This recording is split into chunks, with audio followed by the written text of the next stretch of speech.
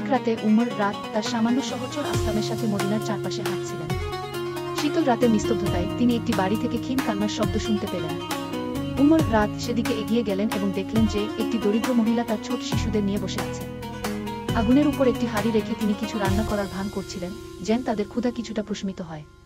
কিন্তু হাঁড়িতে আসলে কিছুই ছিল না, এটি ছিল শুধু পানি যা অনবরত ফোটানো হচ্ছিল। উমর রাত মর্মাহত হলেন এবং মহিলাকে জিজ্ঞাসা করলেন, তুমি কেন এভাবে শিশুদের ধোঁকা দিচ্ছ? মহিলা জবাব দিলেন, আমাদের কাছে খাওয়ার মতো কিছুই নেই। আমি হাঁড়িতে পানি দিয়ে রাখছি, যেন শিশুদের মনে হয় কিছু রান্না হচ্ছে এবং তারা ধীরে ধীরে ঘুমিয়ে পড়ে। আমাদের কেউ খোঁজ নেয় না, এমনকি খলিফাও আমাদের জন্য কিছু করে। মহিলার কথা শুনে উমর রাত এর অন্তর কেঁদে উঠল।